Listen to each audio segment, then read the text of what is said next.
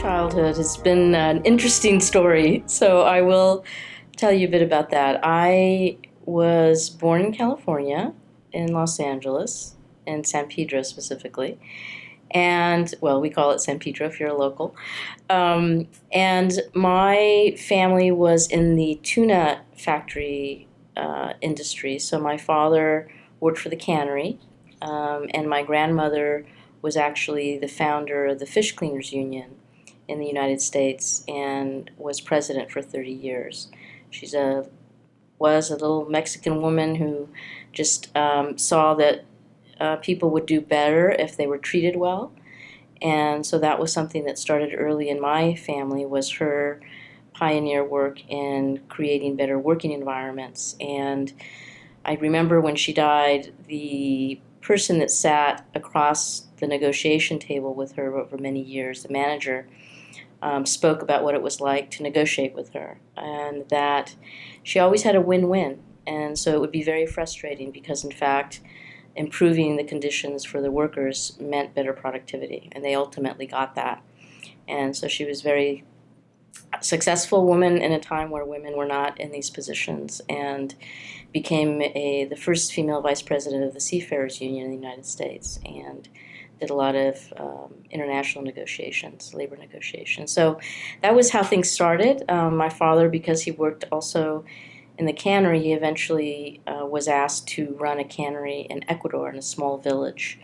So at age 5, I had a chance to move away with my parents to live in this remote village in Ecuador called Manta.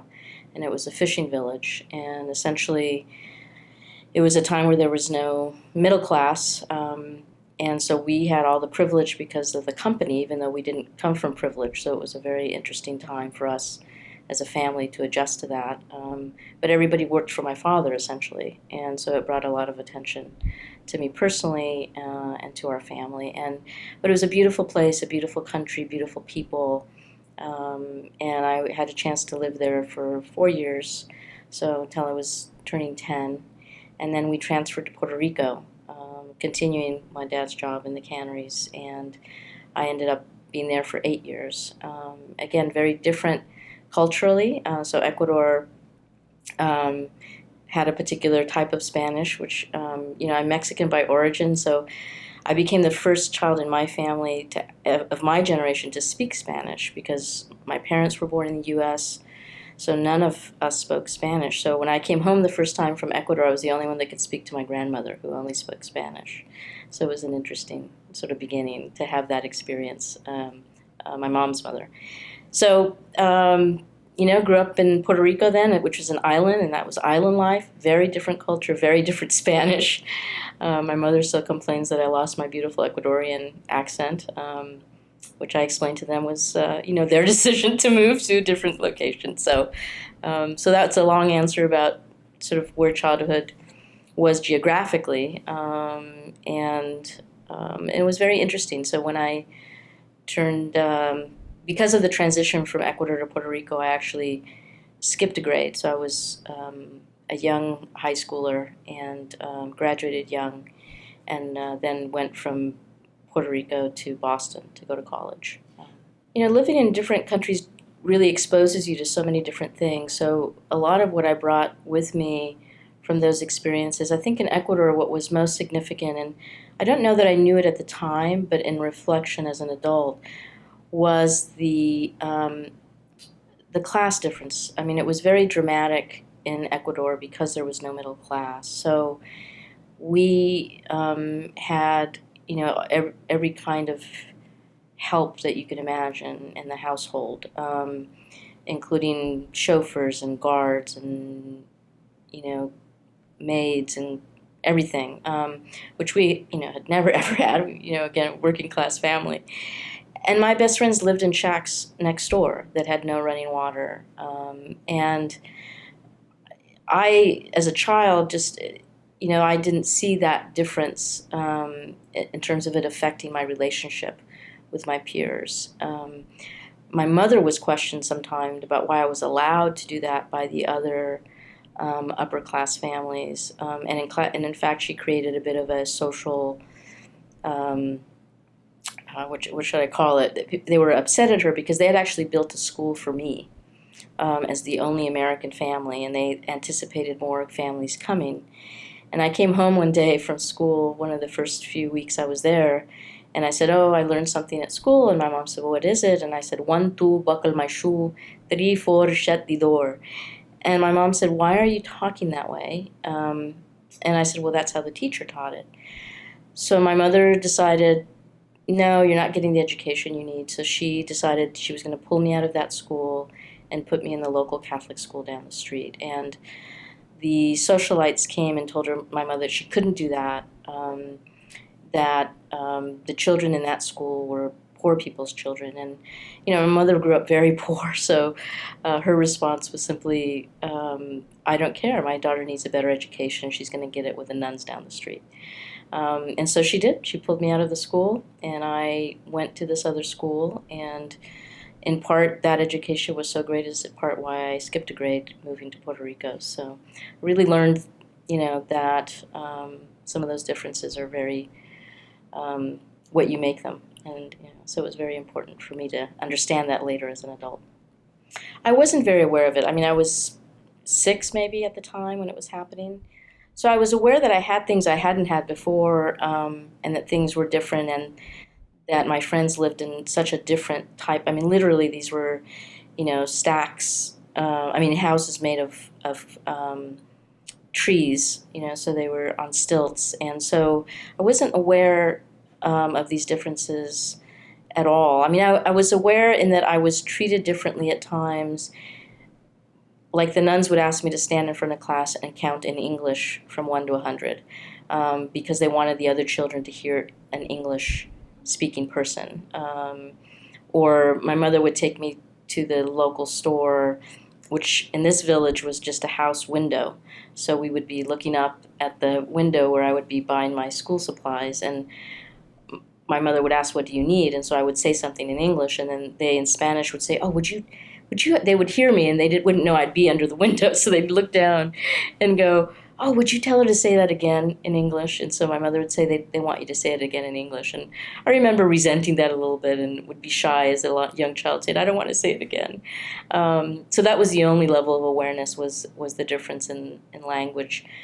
But, as a child that age, within 4 or 5 months, I was completely fluent in Spanish. So I think living in different countries really impacted me as a person in that it made me much more open, I think, to diversity as a reality. These were all Latin countries. I'm, Mexican origin, but there were so significant differences, whether it be culturally, social status-wise.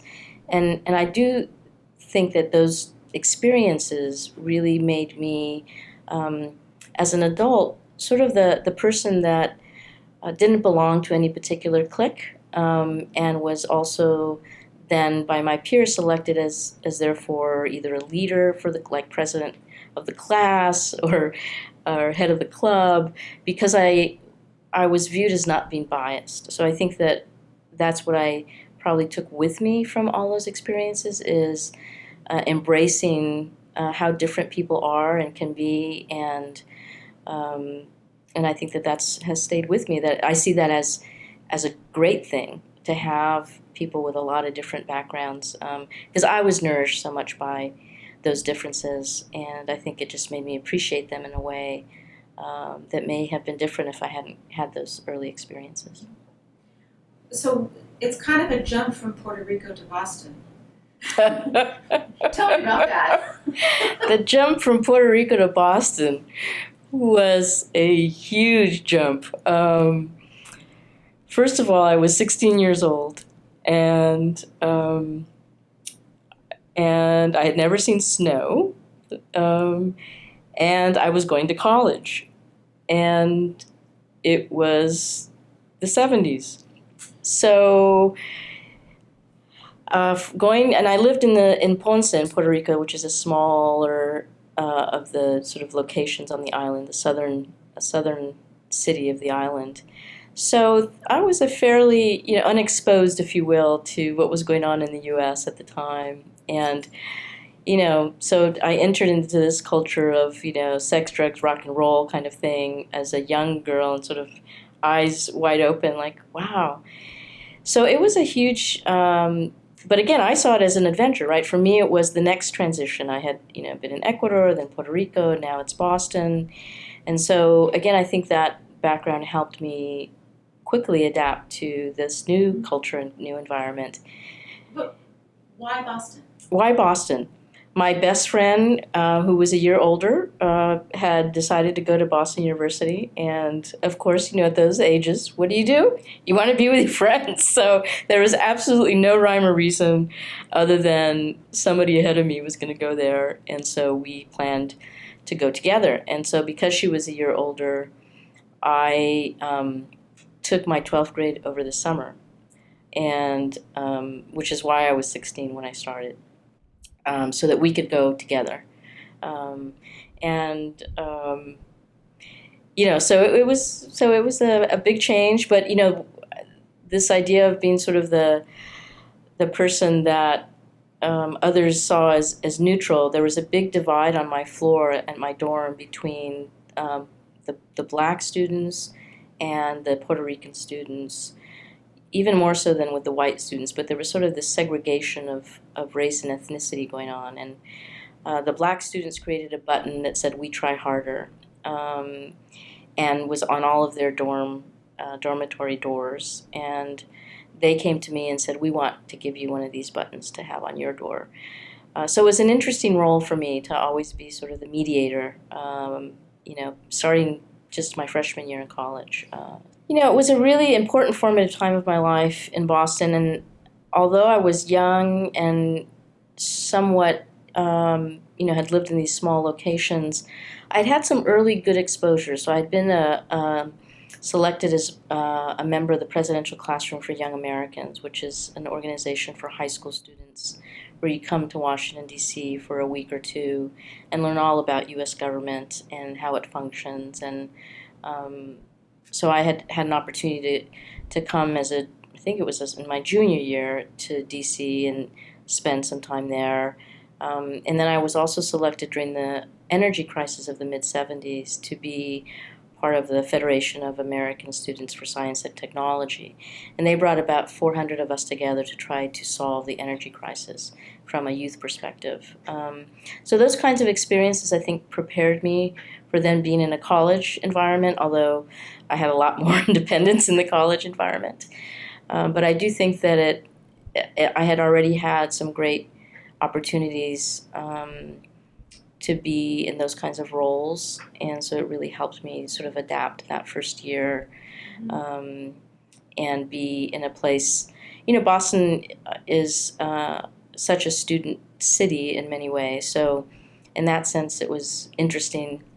People from all over the world, so a lot of my friends were from all over the world that I started to get to know, and it was a really fun time. I really enjoyed it and appreciated people. Like, they knew I hadn't seen snow, so at this first snowfall, they all came running to my dorm room and said, "Come on, we're taking you outside," and taught me how to make angels in the snow. So, there was a lot of good-hearted people out there, sort of understanding that I had come from a different place. My roommate, when I started unpacking, noticed that all I had were T-shirts, flip-flops, and said, "Where's your flannel shirts?" And I said, "What's that?" I didn't even know what flannel was, really. So she's like, "Okay, I'm taking you shopping." So she and her family took me out shopping for winter clothes because I didn't own anything because I didn't know what to expect. And so, yeah, it was a fun time. I did. I decided when I was 10 years old that I wanted to be a psychologist. My best friend's father was a psychiatrist, and I happened to come across Piaget's 10 psychological studies, or 6 psychological studies, and read it and was fascinated by it and decided I wanted to be a child psychologist. And pretty much dedicated all of my volunteer work since I was in high school to that goal. I don't think I ever changed my mind once I decided that that's what I wanted to do. And again, I think it was partly that influence of being in different cultures and different people and wanting to understand people. But then with children particularly, as I really loved interacting with young children. And part of our school required volunteerism, so I used to counsel delinquent youth.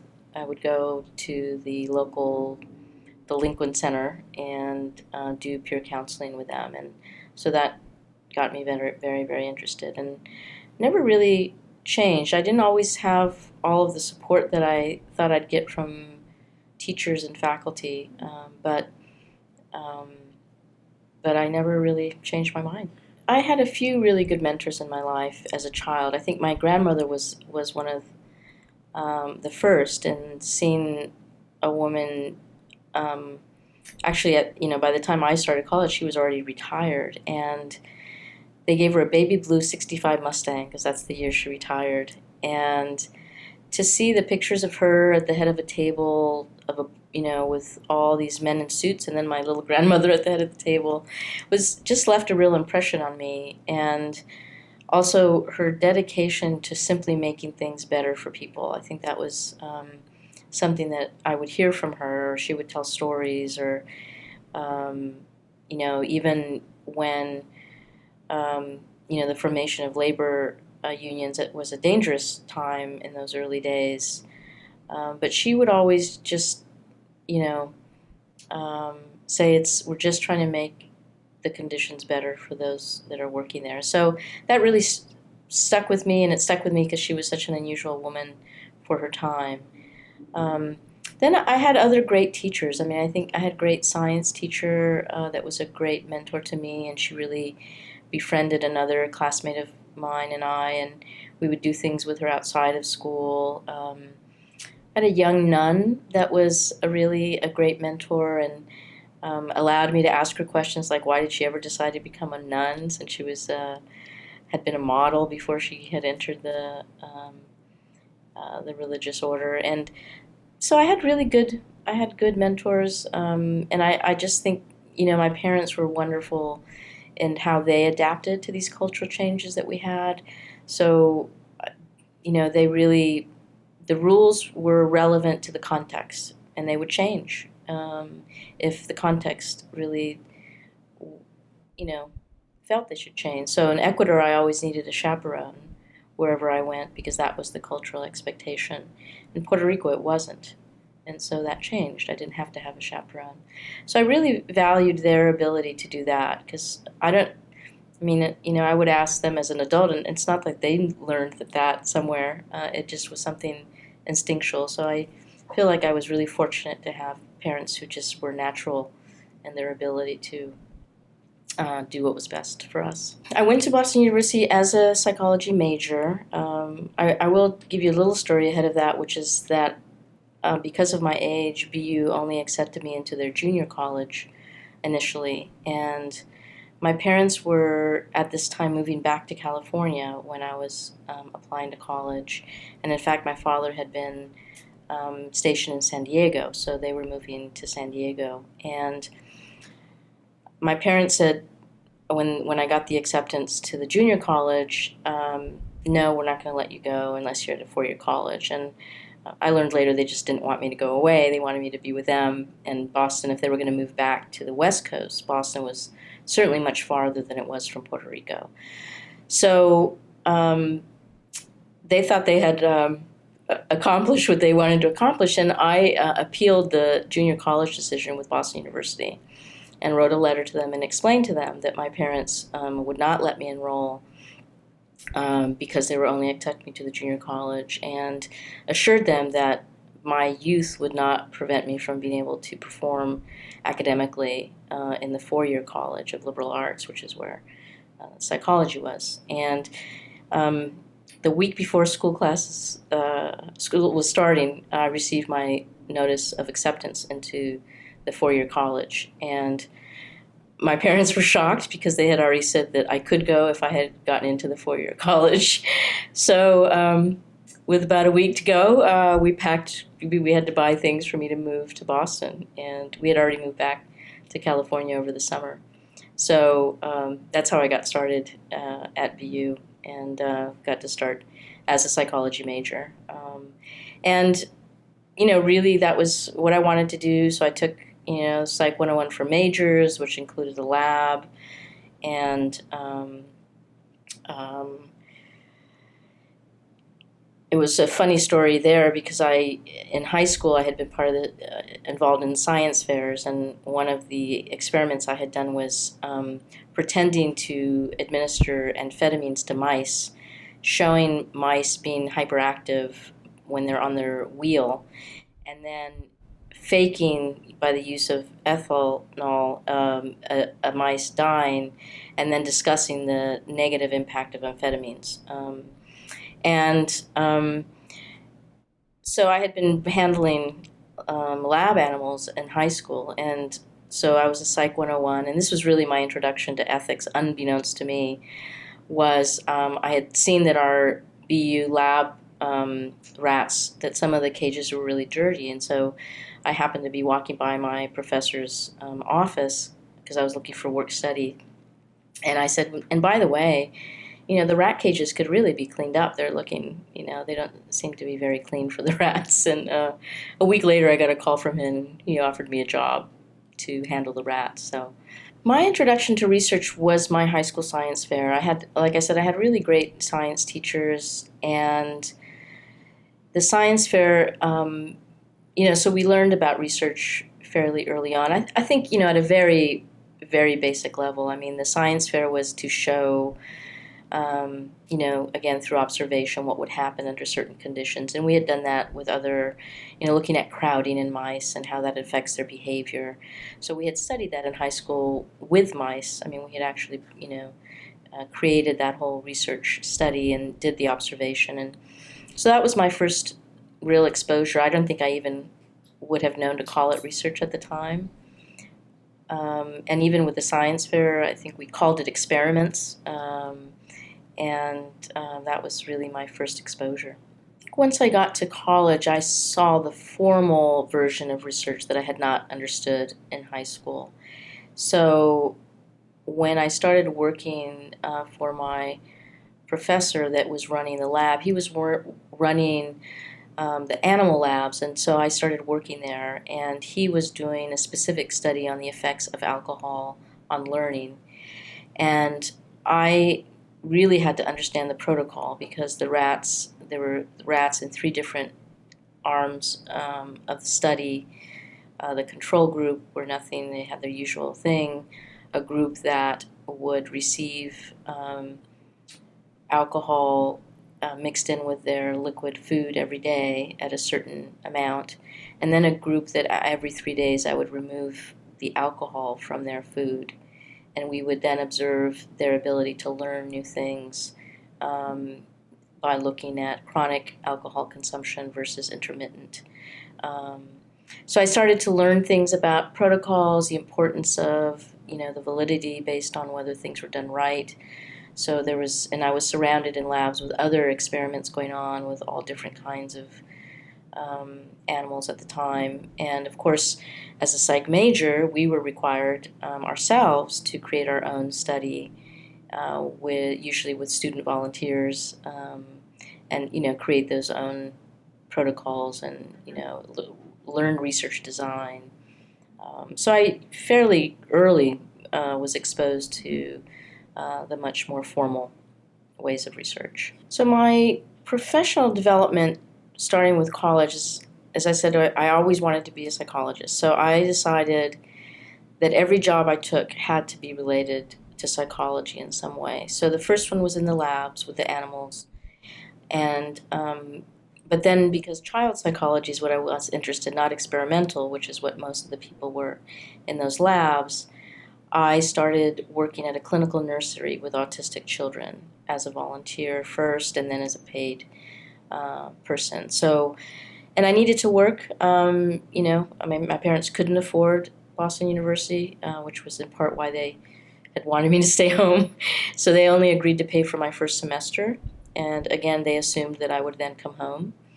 But when there is a will, there is a way. And so I was determined and was able to get scholarships, loans, and work opportunities. So all of my jobs were related to child psychology from there forward. So worked as a clinical nursery or worked as a one-on-one attendant with a child with disabilities. So I just, I don't really know how that happened when I think back, like, wow, why was I so determined? But I just was, and made sure that everything I did was relevant because I understood it would help me as I went from one degree to the next. So when I finished my undergraduate degree, I actually had hoped to go directly into a clinical doctoral program and wanted to go to Berkeley, to UC Berkeley. But they didn't accept me. So I had to recognize that I was going to have to work for a couple of years and try again. And thought, well, maybe that's the problem. I need more experience. So right out of my undergraduate degree, I worked at a community health center. And my first job out of college was as a community outreach worker, although that title wasn't used back then. But I was the person that when somebody didn't come to their medical appointment, the doctor would say, go find them, find out what happened. And this was in a Upham's Corner Health Center in Dorchester. And so it was a lot of folks that, lived in poverty, and my job was really to try to help them retain their medical services so that they would stay healthy. So I was the person, they called me sort of the community social worker. And so I would go find people and bring them to their appointment or take them to their hospital appointment. And the position was inside what was considered the Department of Social Work. And so my supervisor was a social worker who also did a little bit of family counseling. And, if somebody was distraught, the doctors would call her in. Well, she quickly asked me to start doing that. And a year after I was there, she actually left. And so I became the counseling department. So as an undergraduate degreed person, I ran a support group for people living with schizophrenia. That it was during the time where they were closing down the institutions and bringing people back into the community. So you were all of 20 years old then? Yes, I was young then, and just 20 years old. So a lot of my own learning was outside of the classroom, and sort of just being in situations where it demanded that I learn how to do things. And so I learned a lot that way, and I sort of found that my education was learning later in books what I had done right or wrong when I was doing it just by instinct. And so I eventually actually was invited to apply to Harvard by Harvard University into a one-year counseling psychology program that they were offering. And so I was sort of disappointed I didn't get it to UC Berkeley, but then kind of happy that Harvard had invited me to apply and was willing to give me a partial scholarship to go there. And so I was at Upham's Corner Health Center for 2 years and then went to Harvard. And that program was really geared towards a very diverse group of students. So there were a lot of people much older than I that were there, and with either changing careers. It was a counseling and consulting psychology degree in the School of Education. So it was not in the psychology department, but you only had a couple of required courses, and everything else you could decide. So my goal, I chose to take developmental psychology in the psychology department, and I also chose to do a practicum, which was not part of Harvard's degree, but I was really fortunate to be accepted at the Cambridge Guidance Center in Cambridge, which was a wonderful child therapy group, and where they trained doctoral level folks. I was a master's level person, but they were willing to take me. And again, some of this was opportunity because I had experience that I had done in undergraduate, and could also do counseling in Spanish. And so I was able to do that during the year I was at Harvard, and actually had some great opportunities at Harvard, had some great professors, learned a lot about consulting as well, which was a whole area I had not learned about. And then needed to take a couple of years off again before I could apply to a doctoral program, more for financial reasons than anything else, how to save up. to be able to go to a doctoral program. So I then worked for 2 years at a medical center that had an acute psychiatric day treatment as well as a 24 hours crisis center. And I worked in the day treatment center, which was usually for people who were having their first psychotic break, so often young people that were unfortunately, facing the reality that they had schizophrenia and didn't know that, or people who were bipolar, were getting off of their meds and just needed a day treatment till they could reestablish themselves. But to make extra money, I worked for the crisis center at night, and that was a holding unit, and so people would come in and have to have 24-hour observation, and so I would serve in that role of either joining the police to pick them up and then doing the 24-hour observation till the medical and psychiatric personnel could decide the outcome. And what I thought the world was Catholic when I arrived at Boston University, only to discover that most of my classmates were Jewish and didn't know anything about Jewish religion. So one of the first things that I wanted to learn was all about religion. So I took a religion class so I could learn about the religions of the world. And my Jewish roommate said I looked Jewish because of my black curly hair and had me go with her to services, which I, of course, as a Catholic, was petrified that a snake would come out of my mouth. All the fears that you have. I just found myself intrigued to learn and really enjoyed learning and recognized that I really liked that was something I really liked to do, is I really liked to learn. And gosh, what an opportunity to be with so many amazing people just in these environments. Certainly at Harvard, there were some amazing people. I also got exposed to the not so great side of, assumptions about my capacity to perform, which I hadn't encountered. And so that was a really hard transition, was to come from, Puerto Rico, where differences were more class-oriented than anything else. But to arrive in Boston, which, had some serious issues on race relations between blacks and whites. So there was some invisibility for me, but within the context of the institutions, such as Boston University or Harvard, there was I think there were times, and it probably was happening more than I was aware, but my willingness to be aware when it would happen was like, oh, they don't think I can do this. They don't think I'm smart enough. Oh, why? So I was a little perplexed, to be honest with you. I was a bit naive about those things because I had not had to deal with them. And in some ways, it made me naive to them. And so when I did see them or started to realize that that's what was happening, more than anything, it was just disappointment.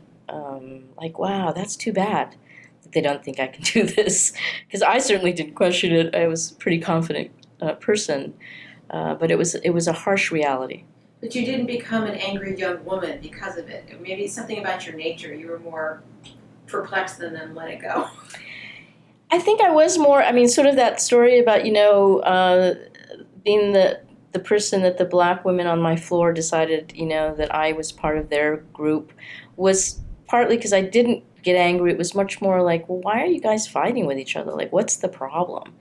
And I think even when I was experiencing, what I would call some level of prejudice, it was much more about wanting to understand the why as opposed to, gosh, as opposed to getting angry and just,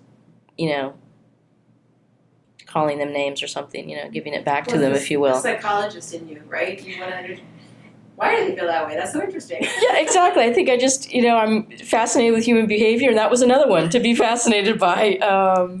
And, again, I think I really benefited from being a bit protected for as long as I was, because I think that it delayed the amount of anger, because I think I did get angrier over time because it was so frustrating to experience it over and over again, or even to experience it more acutely later in life than I had before.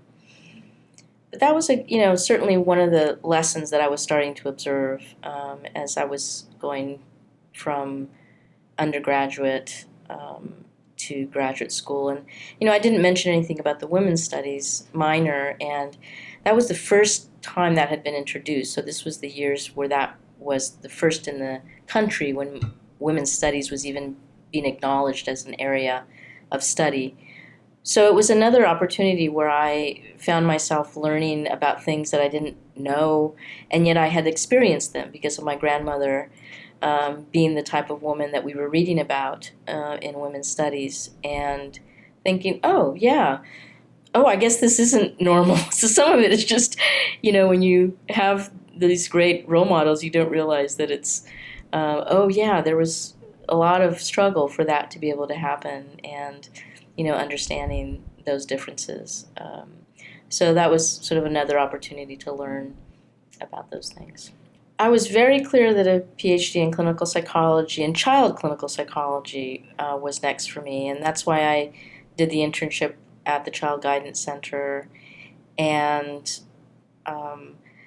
applied to Boston University. This is where I was discouraged by a faculty member at Harvard who said, clinical psychology is very difficult to get into.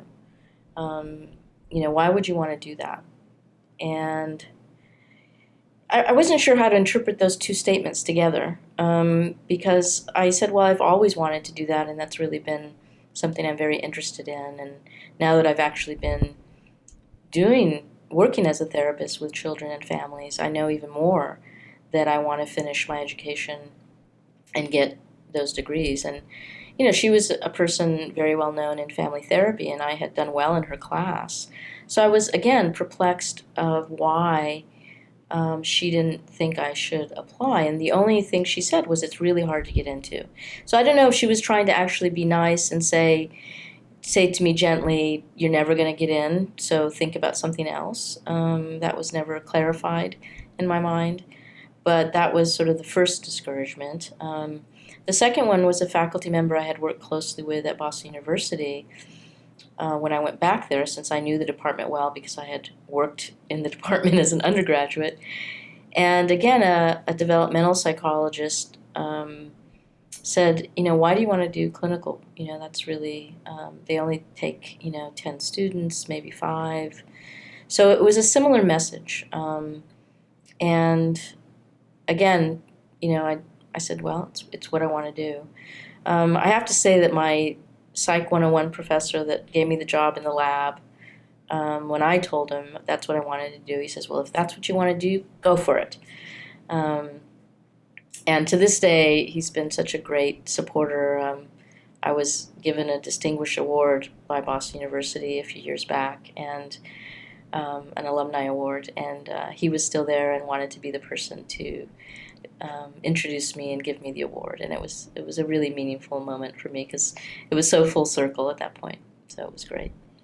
One fun story about my doctoral training years was, because I couldn't afford it, I started delivering newspapers in the morning. And it was I was part of the original USA Today crew on the first day of publication, which is always a fun thing to have in my history.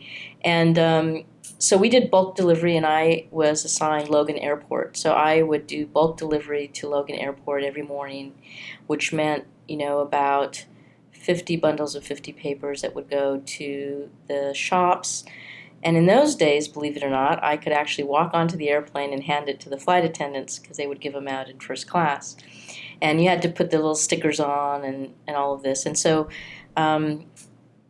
Eastern Airlines was still in existence, and they were giving these newspapers out for free for the shuttle that went from Boston to New York or Boston to D.C. So one morning, and this was a 4 to 7 a.m. job, and then I would go to school after that. So I was always, covered in ink and really didn't care much about what I looked like at 4 in the morning. So I was at the airport putting stickers on these papers and stacking them for Eastern Airlines, and I get a tap on my shoulder, and it's one of my professors from my doctoral program. And she says, "Oh, are you going to New York?" And I think it was pretty clear that if I was going to New York, there was something wrong with me because I had ink all over my face and I had a big, heavy jacket. And here I was with all the newspapers. And I said, oh, no, I'm delivering the newspapers. And she says, what do you mean? And I said, well, I deliver newspapers. She says, every day? I said, yes, 4 to 7 in the morning, I deliver newspapers to the airport. And she says, and then you go to class? And I said, yeah. She says, well, why would you do that? And I said, well, it's the only way I can go to school. So she was actually great. She said, well, this is crazy. I'm going to find you some alternative, and which was great. I mean, although I enjoyed, this was a great community from 4 to 7 in the morning that exists. I had all these great folks, and many mothers would take these jobs. It was their only time away from their kids.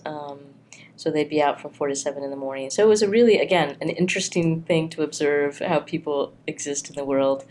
But she found me a teaching job, and so that covered my tuition, and it allowed me to go to school without having to have a second or third job. My HIV work started when the epidemic hit. I was working at that point at Southern Jamaica Plain Health Center, just finishing my degree. And, we knew for a couple of years that this strange thing was going on. I had friends who were worried about what was going on, and they were hearing rumors that it was specific to gay men, and so my gay male friends were worried because they didn't know what it was, and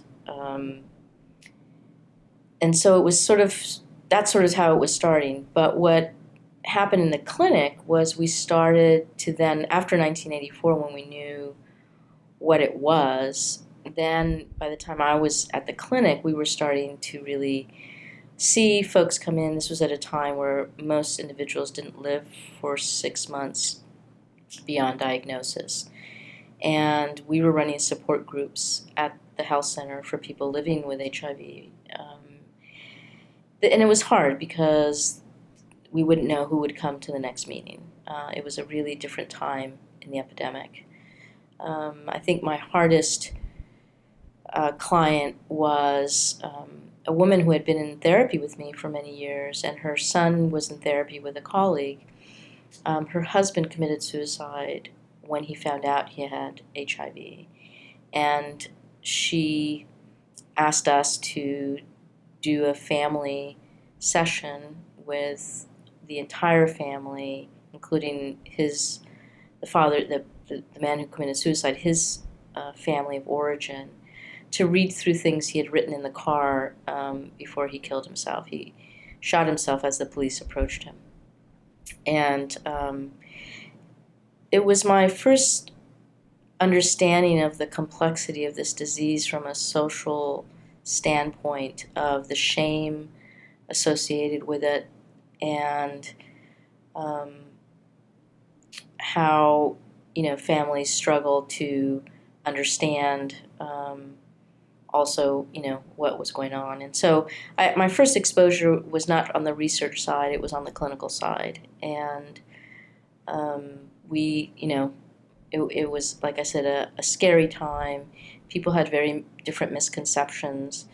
My clinical internship was at a pediatric psychiatric unit, and one of the children bit one of the staff, and his mother was a drug addict. And the panic by the staff insisting that this child be tested for HIV made me a bit angry, and I went to the medical director and said, he's the guy that was bit is who needs to be tested, not the child. The child was exposed to his blood. He was not exposed to anything that would infect him. I said, you have to get the facts right here and train your staff, because, again, the discrimination was about this child having a drug-addicted mother. And I said, the staff member is much more likely to have had unprotected sex than this child to be carrying HIV. I said, so, let's get this right. So that was my first sort of way of thinking about how people were panicking. And so at Southern JP, I began doing a lot of training at schools, in particular elementary schools, to help teachers understand what was going on. But, this was a period of time between, late 80s, early 90s, of real panic about what was going on and who was getting the disease. And so, again, that was my first exposure, was really the clinical side. The research came completely because of my personal decision to move back to California and looking for a job. And my funny story is that I applied to all these clinical jobs, and I responded to one little tiny ad in the American Psychological Association Monitor that was looking for a project director, PhD level project director, to run a study on Hispanics and HIV. So I sent that in saying, well, I'm not a researcher, I'm a clinical psychologist. That's a long shot, but because I was looking for work on the West Coast, I thought I'd send it in. And I was then, invited to come out to California to interview for a couple of the clinical jobs. And the person from UCSF on the research job happened to call me right before I was getting on an airplane and said, we'd really like to interview, but, we don't have a way to bring you to the West Coast. And I said, well, actually, I'm on my way. And they said, oh, great. Let's have you, and I said, but I'm only there for 24 hours. And they're like, so we figured it all out. And they're like, okay, let's just go for dinner then. So I said, great. So that, I went out there, I had these interviews, and I couldn't quite understand the research job because it sounded, sort of like I was going to sit at a desk and ask people questions. And as a person that had been on the front lines, I didn't quite know how that was going to change the course of the epidemic, which is what I wanted to do. And so I struggled about this decision, what job to take. And two things happened. One, that people don't believe me until I show them, which is a Chinese cookie. I was at a Chinese restaurant, and a fortune cookie was opened with a friend of mine, and the fortune said to me, "You will succeed at medical research." That was the fortune. I still have it. I have it glassed next to the job description of the job I took, because it was the weirdest thing. I've never had a fortune cookie before like that or after. And the second one, which was the true reason that I decided, was I had a mentor from my doctoral program, one of my professors, who said, you're a clinician already, you're directing a child mental health center. If you want to be a clinician, great. If you want to do research, this is probably the last opportunity you would have to enter a research career, because you've already, been so much in the clinical side. She says, but it's probably a one-way revolving door. If you don't like it, you can step out and you're still a clinician. And it was a really wise piece of advice. And so I went with that and took a job that I didn't understand the magnitude of first of all, the location. Since I wasn't a researcher, I didn't follow who the famous people were. Didn't know that I was going to be part of a center that was one of the most prestigious in the world in terms of HIV research, particularly around behavioral science. So it was, one of these unplanned, amazing opportunities that more than I was aware of at the time.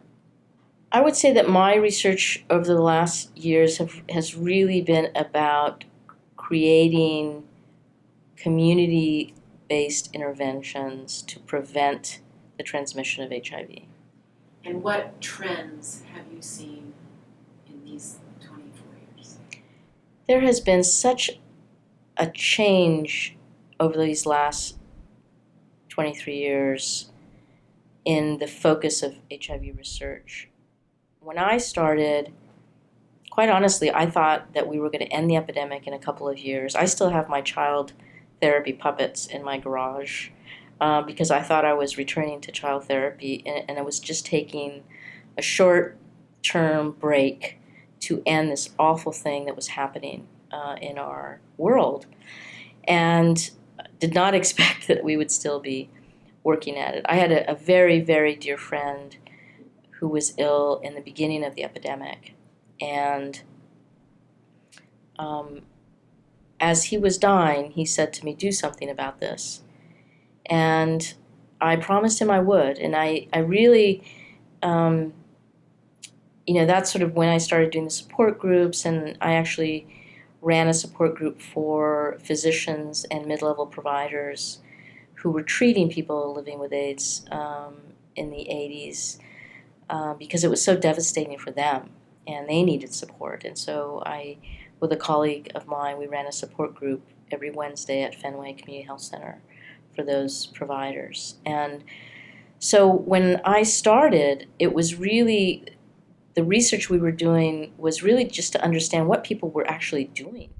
We had no sexual behavior research since the Kinseys, and we'd had a sexual revolution in the middle of that between the 50s and the 90s, the early 90s. And so my earliest research was really just what are people doing?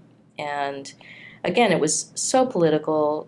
People didn't want us to ask people about their sex lives, and yet we knew it was a critical piece to understand how to then help them. And this is where I recognized that my clinical work became such a critical contributor to thinking about how to help people change their sexual behaviors and their drug-using behaviors. Because I had done it for 10 years one-on-one in the office with people, and I had heard the struggles and heard the depth of the difficulty to change one's behaviors, but in these two areas in particular, sex and drugs. Couldn't be harder. So my research was really about how can we create programs that are intensive enough to help people make those changes and aren't just fear-driven, because we knew pretty quickly on that fear as a motivator doesn't last very long. And sure, it'll motivate you to change your behavior for about 3 weeks. And then, that fear starts to be like, well, whatever. And so where I found my place, because it was a pretty huge culture shock to go from frontline psychotherapy work to a sort of office with computers and analyzing survey data, to find the relevance. And so I had to find my real passion. And what it was curriculum development that integrated psychological principles and health psychology to change behaviors. And that became sort of my signature work. So my first experiences was my coming in to be a project director for another investigator who was doing national surveys of Hispanic populations to understand their sexual behavior patterns and what was influencing those patterns and what made people use or not use condoms specifically. And so it was a great sort of first few years in the research arena to be under very experienced researchers, since I was not, and understanding how those are developed, how the protocols are developed. But the content focus was really sort of a behavioral epidemiology era, and because we didn't know much. It was interesting to me, but it was not my passion, because my passion was really at the intervention level. It had been what I had been doing. And while I appreciated the epidemiology, I was anxious to bring things into the community, if you will.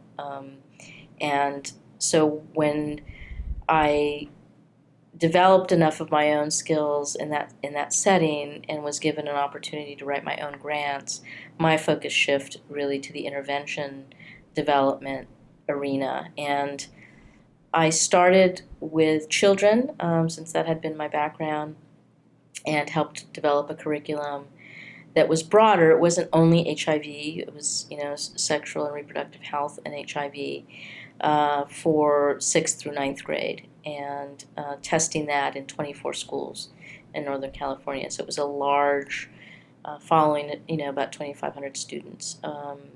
So I learned a lot about a lot of things during that, but that became really my focus, was interventions across diverse populations. So I was one of the first individuals to work inside San Quentin, trying to understand what happens to men the first 24 hours after release, and what could we do to help them not become infected in those first 24 hours. So things like that.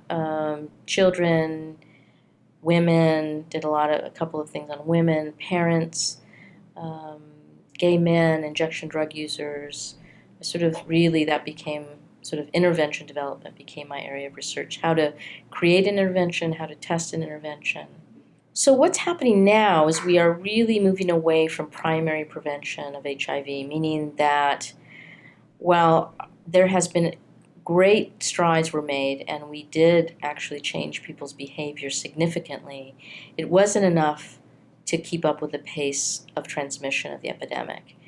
And I believe that we constantly and continue to rely on wanting a medical solution for these types of problems, if you will, meaning that if we could just get the vaccine, if we could just get the pill that you could take so you don't have to change, help people use condoms all the time. I mean, it's true. It's impractical to ask people to do things that you were never sort of naturally born to do, if you will.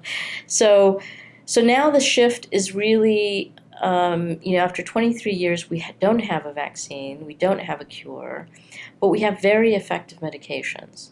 And that didn't happen until 1997 when antiretroviral therapies emerged.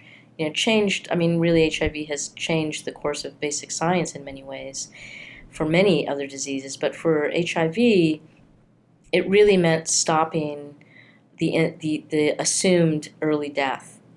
And with that came more and more understanding of the virus, and still a smart virus that we've yet to be able to get to the cure. So now the strategy is going to shift and has shifted to, can we suffocate it, if you will? Can we have everyone who is infected get treated so that they are no longer infectious?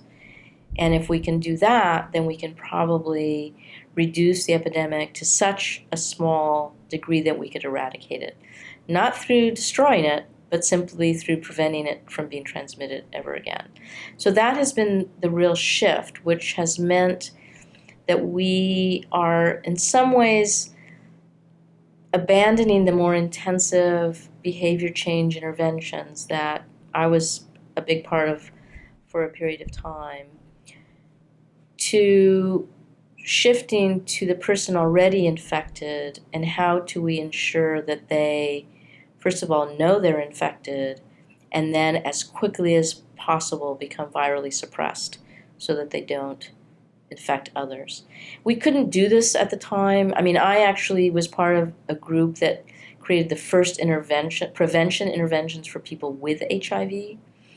We had stayed away from that because people were stigmatized so much if you had HIV, that to create programs that essentially were saying, we're going to help you not infect somebody else, at a time when people were being criminalized for that, was a very delicate transition from doing primary prevention to do what they called secondary prevention, preventing people with the disease to transmit it. So now we are very much in that mode, and now we're really working towards recognizing that there's such a large number of people with HIV who both don't know it, and then once they do know it, do not have access or do not themselves choose to access medical care soon enough, or cannot access medications and need to, again, so they can become virally suppressed. And so that now is the target, how to get everybody who has HIV virally suppressed.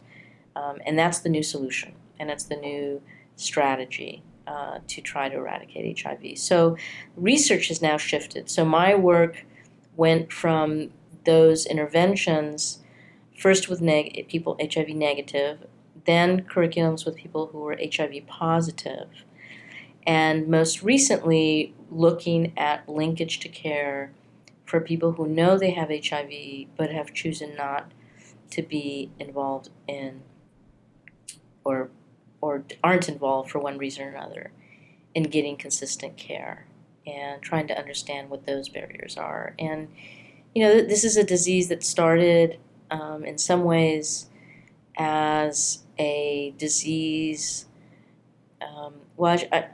It was disguised as a disease of wealthy white gay men. And over time, we have now seen the concentration predominantly among blacks and still among gay men, but it's also black women. And so it's, we sort of see the disparity emerge over time that was always there. We just didn't look at the epidemic that way. We were looking at total numbers. We weren't looking at proportionally. And so there was always a disparity, but we hadn't looked at it that way. So now it's really, the challenge is much bigger now because, in fact, the folks that are not getting care are, at least in the United States, more likely to be poor, disenfranchised, and actually quite disappointed with our healthcare system and in many ways avoiding it. And they will also die younger because of it. They're not getting treatment, but they also then have the potential of transmitting it. And so that's going to be the challenge. As I entered this area, because I wasn't ever intending, first of all, I never intended to be a researcher. That was sort of, in fact, I used to joke in graduate school, like, why do I have to learn research method and statistics? And my first year at UCSF found myself being so grateful for some great research methods professors because I recognized you don't actually lose some of that knowledge. And so that really was there, and I could find it in my brain. And so being a researcher when that was not the intent, I think the skills that really helped me along the way were still embedded in that decision to really observe human beings and how do we cope with difficult and challenging situations. And I think that really helped me both in designing interventions so that they weren't just sort of preaching interventions, but trying to create interventions that helped people see themselves in that context and problem solve with them rather than just an educational experience. I think the other thing that happened to me that I had not ever anticipated was my involvement at the policy level and really getting involved on national advisory groups and ultimately serving to advise 2 different presidents of the United States. That was completely outside my realm of imagination. And with that, and with my research came public speaking in a volume that, again, I had never anticipated. I thought I was at the peak of my career at Southern Jamaica Plain Health Center, running a child mental health center. That was the peak of my career. It's what I had always wanted to do, and I thought I was there and had no idea that I would one day be in the Oval Office kind of thing. And so I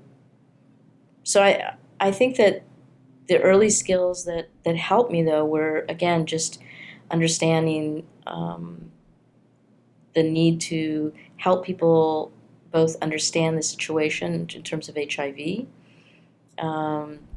and how to best convey that information when it has to do with such intimate aspects of our lives. And, I had a real privilege as a psychotherapist to hear the most deep places that we have as human beings, and have people share those thoughts that they share with no one else in their life. And I think that as a psychologist, as a clinical psychologist, it was a lens that my social psychologists didn't have. They had great social psychology theories and sort of looking at society, but I had this very intimate space that helped me bring that with me in trying to think about what do people really need at that particular moment that will help them do something different. The thing that I would most want other researchers to bring that some are well intended but don't is a real understanding of who they're trying to impact. I find that many researchers are focused on the discovery and aren't thinking beyond that, which is the so what, and who is this going to actually apply to, and who needs it the most, and how are they going to be impacted. And I found again that was missing for a lot of investigators. And it's hard because they're also wonderful researchers, and they have given enormous contribution, but I think that it's in some ways a shortcoming because they are so smart that they could contribute so much if they allowed themselves to think beyond that discovery. And I still see it today in terms of individuals studying certain areas. So right now, it might be studying linkage to care and what can we do to make sure a person gets to their doctor's appointment. But they're studying just the individual, like what's wrong with that person that they're not going to the doctor.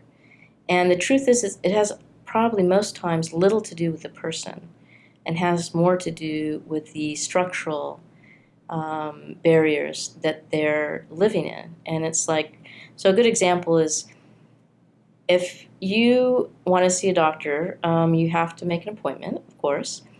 But there are many people, homeless, psychiatrically ill, their willingness to go to a doctor is a very narrow window. We need walk-ins. In the days when I was in a community health center, we always had walk-in appointments. People would walk in. They need to be seen. Okay, we'll see you. We'll fit you in. We've gone away from that. We've gone away from community health.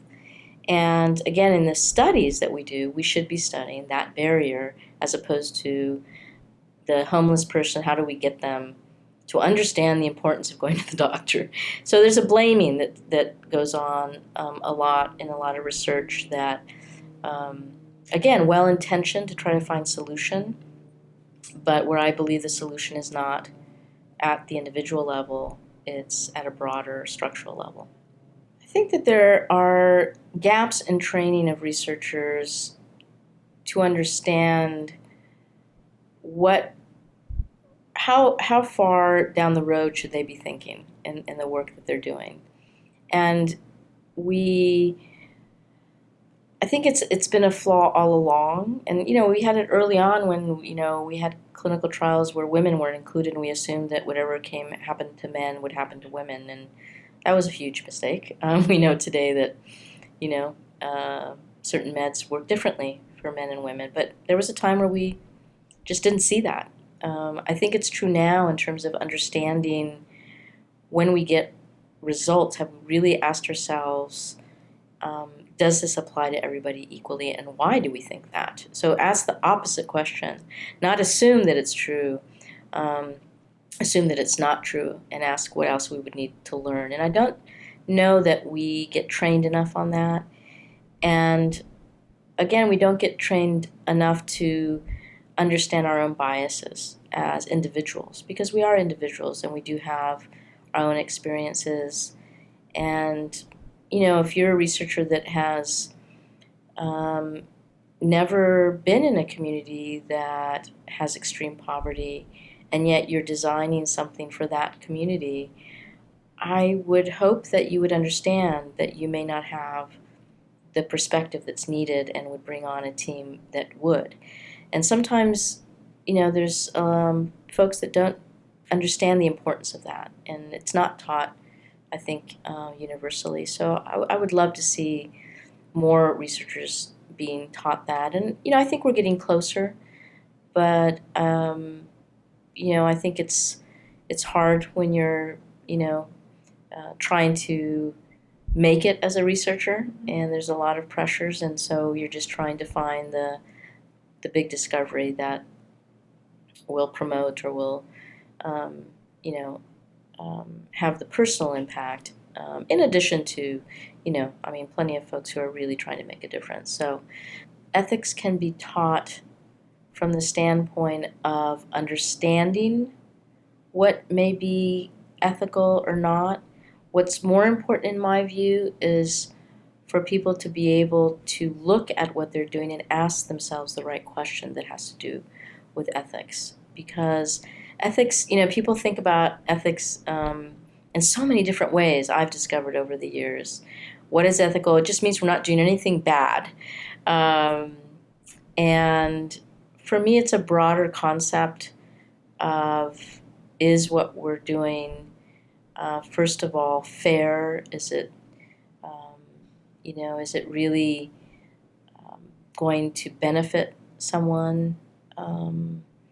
There's all the standard definitions, but I think it's something that we don't teach enough of. I think we teach it in ways that it's a course, perhaps, not always even, but in our disciplines. You hear about ethics sort of late in your training, and I would love to see it part of, elementary school. What is ethics? Obviously age-appropriate cognitive development, the whole bit, but I think we've lost that, and we see that in our society all over the place, that we don't care in many ways, and I think that's because we haven't been helped to think about why we should care. Some of the challenges we're facing in research are emerging already, and I think will be more problematic in the future, which is our willingness to be human subjects in research.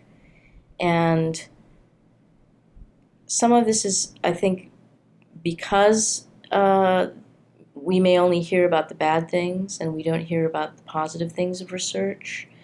And also because we're so disconnected from what science is as it relates to our everyday life.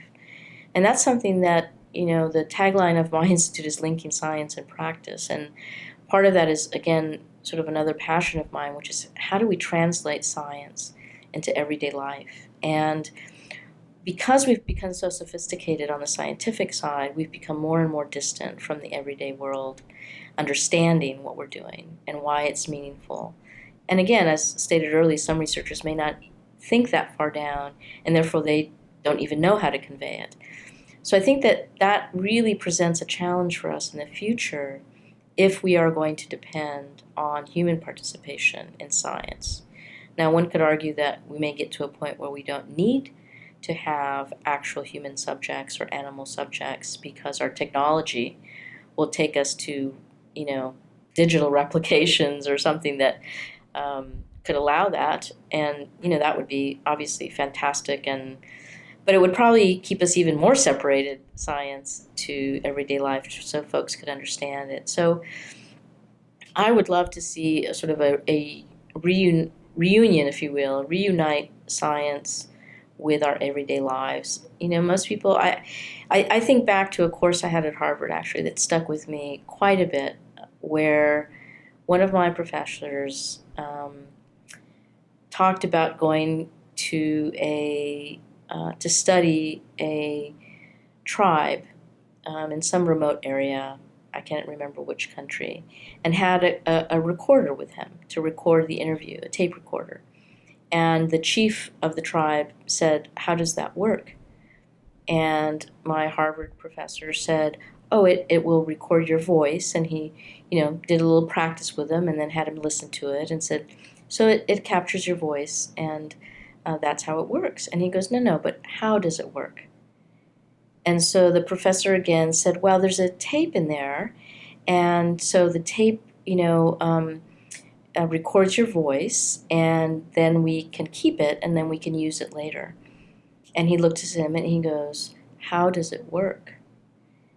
And my Harvard professor remembered thinking, I don't know how it works. And it was the reality that we just know that we have these things. We don't know how they work. Somebody does. But we don't know how it works on an everyday basis. And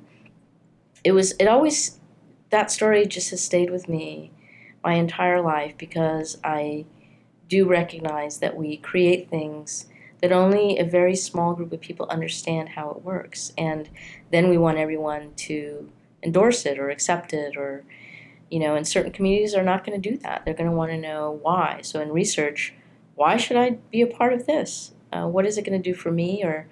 And we tend not to explain things as we should. We should explain exactly how it works and why we're doing it. And we don't do that anymore. So I've been doing this research in HIV all of this time, and I have now moved to initiate a broader institute called the Health Equity Institute at San Francisco State University. It was again, an unusual move. Most people would say, how could you leave a Research One institution and go to a teaching institution with supposedly less professional privilege? But it reflected to me my interest in moving the lessons I am learning so much about HIV and bringing them into an arena that broadens and applies to broader issues. And again, HIV has been a great case study, if you will, of how a disease goes from being viewed as an individual and blaming the victim, if you will, to seeing how the course of the disease reflects our social, I don't know what word to even use, but really our own injustices in our society. And so it has taken me to be in this great new opportunity, which is to really create a new institute that focuses on that. And we intentionally use the word health equity before anyone knew what that was. In fact, people would say, "You mean disparities?" I'd say, "No, I mean equity." And they would say, "Well, what does that mean? Isn't it the same? Isn't it disparities?" And I'd say, well, disparities is the problem. Equity is the solution. And so our focus is on the solutions, not on the problem. We know what the problems are. The question is how to overcome these very difficult inequities. So it's been a great opportunity to shift a little bit, not stop my HIV work, but to broaden and apply some of what we've learned into other areas. And it's been a really great way for me to see myself personally how what we've learned in HIV does apply into these other arenas. So it's been a really great opportunity to take that further and do that in a broader context. Great. Well, thanks for sharing your story with beautiful perspectives. Thank you.